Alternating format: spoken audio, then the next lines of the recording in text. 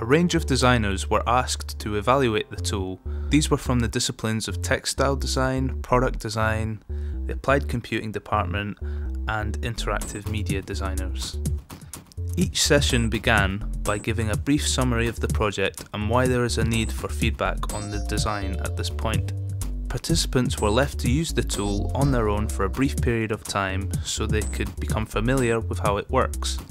A follow-up questionnaire was provided that could help to lead the conversation some way through the different elements of the tool. The participants talked about their initial impressions of the tool and how they might find it useful with their work. It's quite nice, it's quite serious. At the same time, it's been quite fun. It's interesting to link in with blogs, just to kind of link in with the kind of personal aspect of people. Kind of like their space, really, isn't it, to explain what the disability is. Yeah. So. I think it's probably because there's no introduction, like it's just straight there. You're straight into like the playing of it, and then you kind of find out yourself that it's more serious, and then if you want you can go back to the playfulness. It'd be interesting to kind of get it back towards doing the design thing, like so it becomes inclusive rather than something else you kind of add on at the end. It's like, it's there for you, and it's not just like a playful tool, it's like it's actually useful as well. You can use it to go through, and then it's like you get the perspective of actually someone with the disability from the first bit. It links up really cool.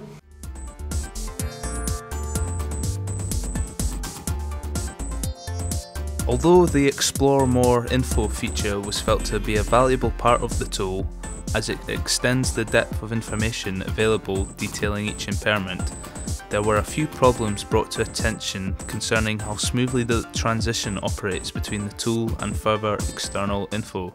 Like down there. Yeah. See, does that? Yeah. And I didn't know what to do. Like. I'm not quite sure about like how the wee squares came up. You're supposed to click on that. The only thing that I wasn't sure is what those squares mean. Well, what happened was it was all black, and then when I went over that little square thing, it flashed up for about half a second and then disappeared. Yeah. So I couldn't get down to it. That's quite cool. I like the idea of that you don't have, you can just get like kind of rough idea, then if you want more information then you kind of go somewhere else as opposed to like all the information at once. Yeah. But I mean, for me it would have been kind of like the way I kind of interpreted it, it would have been that I would have just clicked there, straight there, as opposed to going down there to click it. Yeah. It seems more obvious for me to just click on that.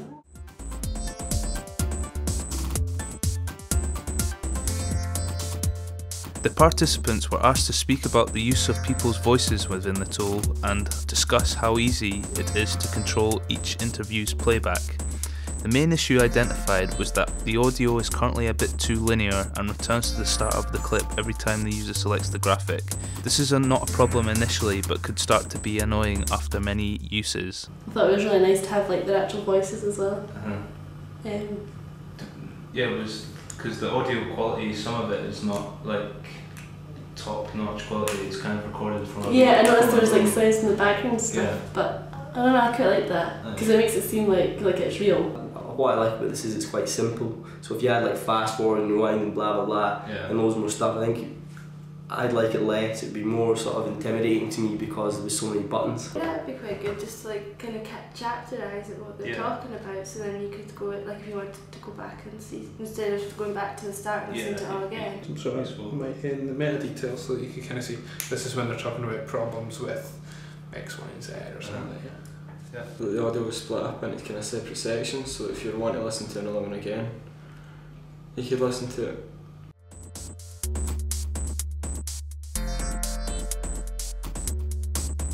There were a few other points made apparent by the participants that will be important to maintain the integrity of the design.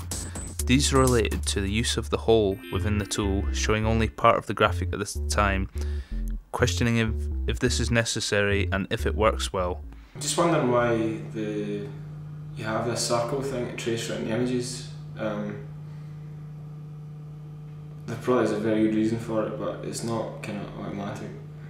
Yeah, I like it because you can see like, you know, one sort of, well I suppose one limb or one foot or, you know, one feature of the body at a time. It just seems quite a good size, the fact that the head just kind of just neatly fits in there. Yeah. And then, you know, you have to like kind of move it down and up to sort of get the whole picture. Yeah.